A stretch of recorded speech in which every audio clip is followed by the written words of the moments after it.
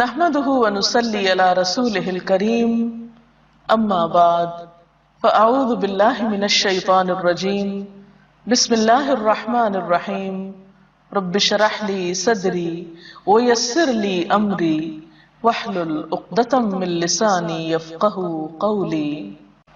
ناظرین، ہماری آج کی گفتگو کا موضوع ہے اعتکاف۔ اعتکاف کا لفظ آپ کے لیے کچھ نیا لفظ نہیں۔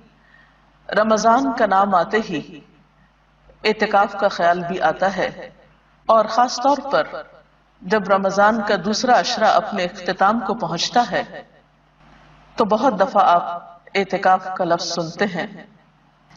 اعتکاف کیا چیز ہے؟ اعتکاف کا کیا معنی ہے؟ اعتکاف عربی زبان کا لفظ ہے، عین کاف فے سے بنا ہے۔ اس کا لفظی معنی ہوتا ہے ٹھہر جانا، جم جانا، اور پھر یہ جم کر ایک جگہ رک کر عبادت کرنے کے لیے استعمال ہوتا ہے۔ اسلام کی اصطلاح میں اعتکاف اس کو کہتے ہیں کہ نیت کر کے مسجد میں رہے انسان، اور سوائے ضروری حاجات کے جو مسجد میں پوری نہ ہو سکتی ہوں مسجد سے باہر نہ جائے۔ قرآن پاک میں اللہ سبحانہ وتعالیٰ فرماتے ہیں وَأَنْتُمْ عَاكِفُونَ فِي الْمَسَاجِدِ، تو گویا یہ مسنون عبادت دراصل مسجد میں ہوتی ہے۔ اعتکاف ایک ایسی عبادت ہے جس کا بہت اجر و ثواب ہے۔ اعتکاف کے بارے میں قرآن پاک میں سورۃ البقرہ میں آیت نمبر 187 میں آتا ہے وَلَا تُبَاشِرُوهُنَّ وَأَنْتُمْ عَاكِفُونَ فِي الْمَسَاجِدِ تِلْكَ حُدُودُ اللَّهِ فَلَا تَقْرَبُوهَا كَذَلِكَ يُبَيِّنُ اللَّهُ آيَاتِهِ لِلنَّاسِ لَعَلَّهُمْ يَتَّقُونَ، اور جب تم مسجدوں میں حالت اعتکاف میں ہو تو بیویوں سے مباشرت نہ کرو، یہ اللہ کی باندھی ہوئی حدیں ہیں، ان کے قریب نہ پھٹکنا۔ اس طرح اللہ اپنے احکام لوگوں کے لیے بصراحت بیان کرتا ہے، توقع ہے کہ وہ غلط رویے سے بچیں گے۔ اس آیت سے یہ بات پتہ چلتی ہے کہ اعتکاف مساجد میں ہوتا ہے۔ اگرچہ اعتکاف رمضان کے علاوہ بھی ہوتا ہے، لیکن رمضان میں اعتکاف فرض کفایہ کی حیثیت رکھتا ہے، اس لیے عموماً اعتکاف رمضان میں ہی کیا جاتا ہے۔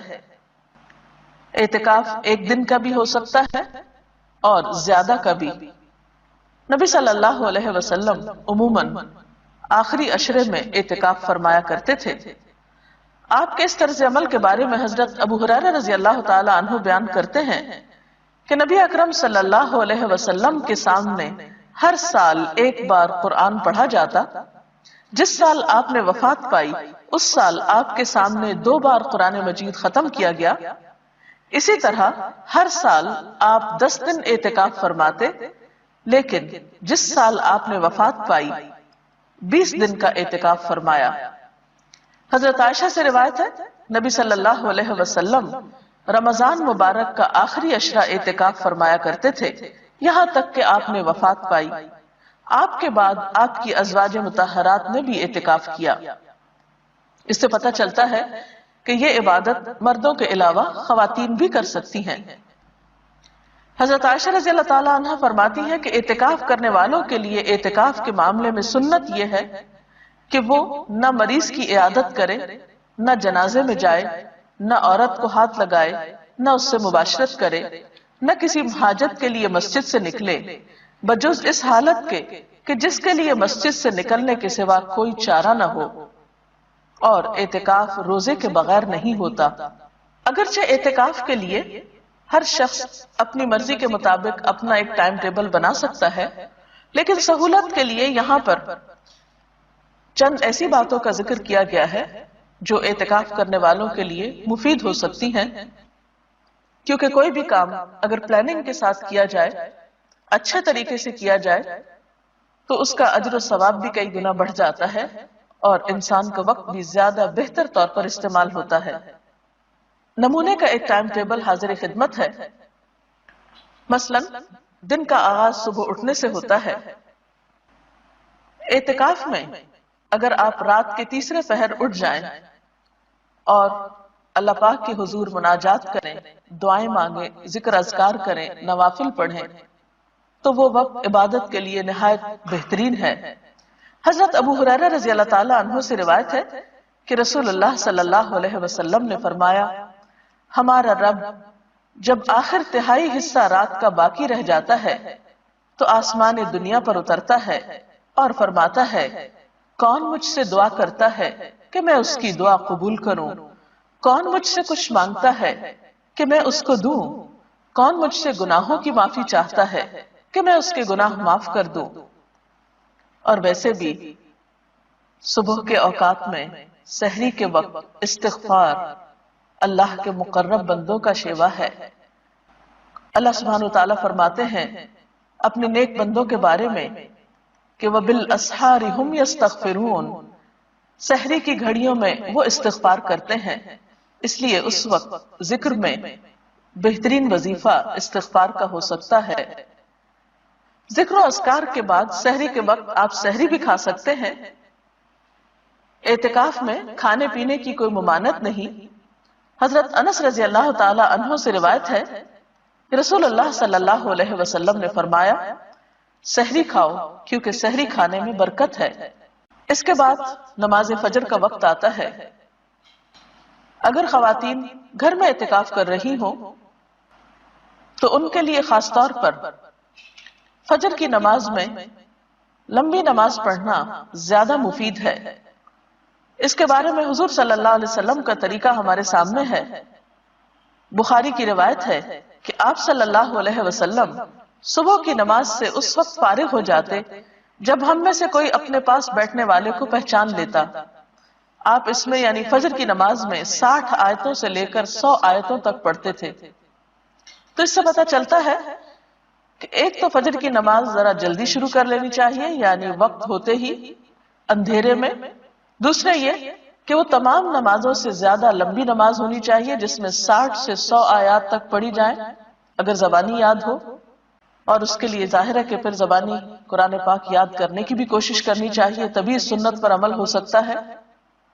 نماز فجر کے بعد صبح شام کے مسنون اذکار پڑھے جا سکتے ہیں۔ قرآن پاک میں اللہ سبحانہ وتعالی فرماتے ہیں، یا ایھا الذین آمنوا اذکروا اللہ ذکرا کثیرا وسبحوہ بکرۃ واصیلا، اے لوگو جو ایمان لائے ہو اللہ کو کثرت سے یاد کرو اور صبح و شام اس کی تسبیح کرتے رہو۔ نبی اکرم صلی اللہ علیہ وسلم نے بھی فرمایا کہ مجھے ایسے لوگوں کے ساتھ بیٹھنا حضرت اسماعیل علیہ السلام کی اولاد میں سے 4 غلاموں کو آزاد کرنے سے زیادہ پسند ہے جو نماز فجر سے طلوع آفتاب تک اللہ کا ذکر کرتے ہیں۔ تو اس سے پتہ چلتا ہے کہ یہ وقت ذکر کے لیے بہت بہترین ہے، اور ایسے لوگوں کے ساتھ بیٹھنے کو جو اس وقت ذکر کر رہے ہوں اللہ کے رسول صلی اللہ علیہ وسلم نے پسند فرمایا ہے، اور جس کی محفل میں اللہ کے رسول صلی اللہ علیہ وسلم بیٹھنا پسند کرے پھر اس کی شان کیا ہو سکتی ہے، اس سے بڑھ کر اس کے لیے اعزاز کیا ہو سکتا ہے۔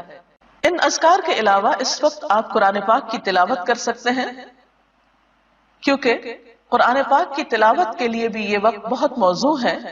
سورۃ بنی اسرائیل میں اللہ تعالیٰ فرماتے ہیں، ان قرآن الفجر کان مشہودا، بے شک صبح کا قرآن حاضر کیا جاتا ہے، یعنی اس وقت فرشتے حاضر ہوتے ہیں۔ پھر اسی طرح اگر آپ اپنے اعتکاف ہی کی جگہ پر نماز، ذکر، تلاوت کے بعد سورج طلوع ہونے کا انتظار کریں، ذکر میں مشغول رہیں حتیٰ کہ نماز اشراق کا وقت ہو جائے، تو اس کو بھی ساتھ ہی ادا کر لیں۔ حضرت انس رضی اللہ تعالی عنہ سے روایت ہے کہ رسول اللہ صلی اللہ علیہ وسلم نے فرمایا، جس آدمی نے فجر کی نماز جماعت سے پڑھی پھر سورج طلوع ہونے تک بیٹھ کر اللہ کا ذکر کرتا رہا اور 2 رکعت نماز ادا کی یعنی اشراق کی نماز، اسے ایک حج اور ایک عمرے کا ثواب ملے گا۔ راوی نے کہا کہ رسول اللہ صلی اللہ علیہ وسلم نے فرمایا، پورے ایک حج اور ایک عمرہ کا ثواب، یعنی بہت ہی اجر و ثواب ہے اس وقت کی عبادت کا۔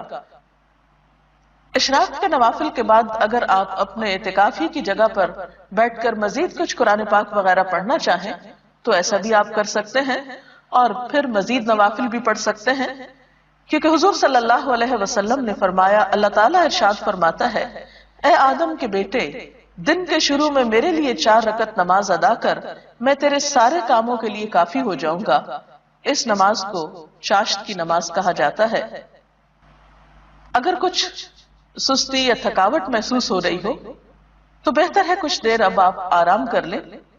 آپ لیٹ کر بھی ذکر اذکار کر سکتے ہیں، تھوڑی دیر کے لیے سو بھی سکتے ہیں، لیکن اگر آپ اپنی طبیعت اچھی پاتے ہوں تو بہتر ہے کہ اب آپ کچھ وقت مطالعے کے لیے نکالیں، دینی کتابوں کا مطالعہ، قرآن پاک کی تفسیر پڑھنا، اور اگر آپ پڑھ نہ سکتے ہوں تو کیسٹ لگا کر سننا، اور دینی کتب کو جو آپ کے روزمرہ کی دینی مسائل سے متعلق ہوں یا اخلاق اور کردار کو سنوارنے والی ہوں، ان کو آپ اپنے زیر مطالعہ رکھ سکتے ہیں، کیونکہ طلب العلم فریضۃ علی کل مسلم، علم کا حاصل کرنا، طلب کرنا ہر مسلمان پر فرض ہے، اور ویسے بھی علم کے سیکھنے اور سکھانے والے اللہ تعالیٰ کے محبوب بندے ہیں۔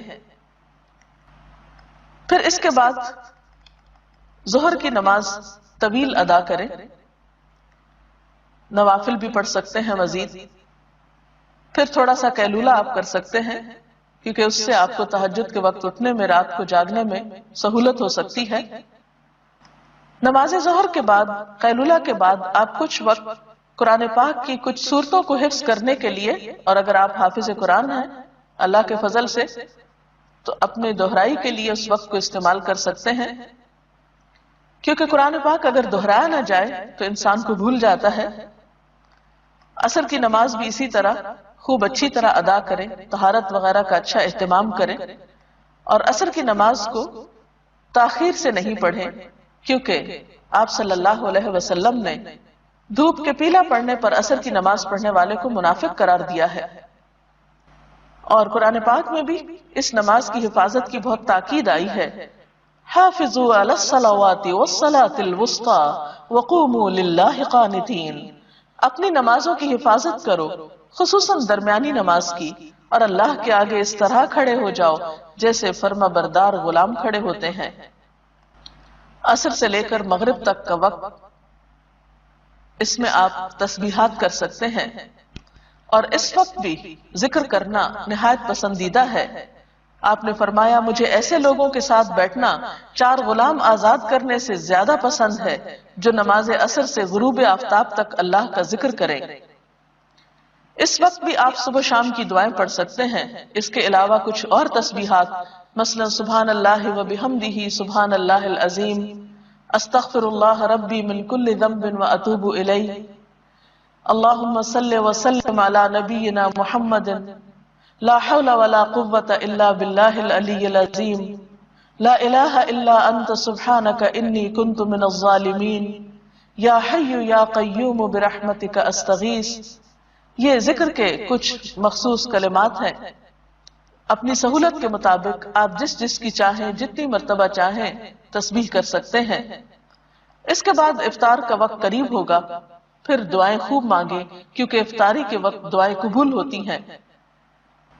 افطار میں کوشش کریں کہ آپ ہلکا کھانا پینا رکھیں، کیونکہ افطاری کے وقت اگر آپ بہت زیادہ کھا پی لیں تو آئندہ کی عبادت مشکل ہو جاتی ہے، کیونکہ اعتکاف میں انسان کہیں چل پھر بھی نہیں سکتا، اس لیے غذا کے بارے میں خاص احتیاط کی ضرورت ہے۔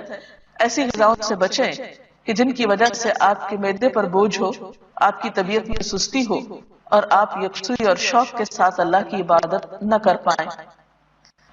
نماز مغرب میں خوب دل لگا کر خشوع و خضوع کے ساتھ نماز ادا کریں۔ اس کے بعد اگر آپ چاہیں تو کھانا کھا سکتے ہیں۔ کھانے کے بعد نماز عشاء سے پہلے اگر آپ وقت مقرر کر لیں کہ کچھ دعائیں جو آپ صلی اللہ علیہ وسلم مختلف مواقع کی مناسبت سے پڑھتے تھے ان کو یاد کر لیں تو یہ بھی ایک اچھی کوشش ہوگی۔ مثلا گھر سے نکلتے وقت کی دعا، گھر میں داخل ہوتے وقت کی دعا، سواری پہ بیٹھتے وقت کی دعا، اسی طرح آئینہ دیکھنے کی دعا وغیرہ وغیرہ. صبح شام کے بہت سے ایسے اذکار موجود ہیں کہ جنہیں آپ اپنی عادت بنانے کے لیے زبانی یاد کر سکتے ہیں اور جس سے آپ کی زندگی برکتوں سے مالا مال ہو سکتی ہے. پھر اسی طرح کوشش کرے کہ تراویح کی نماز بہت اچھی طرح اور طویل ادا ہو، کیونکہ آپ صلی اللہ علیہ وسلم کی اس نماز کے بارے میں حضرت عائشہ فرماتی ہیں کہ مت پوچھو ان کے حسن کے بارے میں اور ان کے طول کے بارے میں کہ کتنی لمبی رکعتیں ہوتی تھیں آپ کی رات کی نماز کی اور کتنے خوبصورت طریقے سے آپ ان کو ادا کرتے تھے. صرف تعداد پوری کرنے، گنتی پوری کرنے کی کوشش نہ کریں، بلکہ آپ صلی اللہ علیہ وسلم کی سنت پر عمل کرتے ہوئے طویل قیام، طویل رکوع اور طویل سجدوں کی بھی کوشش کریں. معلوم نہیں زندگی میں آئندہ یہ موقع ملے یا نہ ملے، تو ان فرصت کے لمحات سے خوب خوب فائدہ اٹھائیں. اس کے بعد آپ رات کو آرام کر سکتے ہیں. آرام کے لیے بھی آپ مسنون طریقہ اختیار کریں. دائیں کروٹ پہ لیٹیں، دایاں ہاتھ دائیں گال کے نیچے رکھتے ہوئے مسنون دعا پڑھیں، آیت الکرسی پڑھیں، اور اس طرح آپ صبح سے لے کر رات تک، آپ جاگنے سے لے کر سونے تک مسلسل عبادت کی حالت میں رہیں گے. اگر آپ ایک ٹائم ٹیبل کی، اس کی یا اس کے علاوہ اپنی ضرورت کے مطابق ایک پابندی کریں گے تو انشاءاللہ اپنے اوقات سے بہتر فائدہ اٹھا سکیں گے. اللہ تعالی ہم سب کو نیکی کی توفیق بھی دے اور ان اوقات اور لمحات کو بہترین طریقے سے صرف کرنے کی. ناظرین، اس کے ساتھ ہماری آج کی گفتگو کا وقت ختم ہوتا ہے. کل تک کے لیے اجازت چاہتے ہیں. اللہ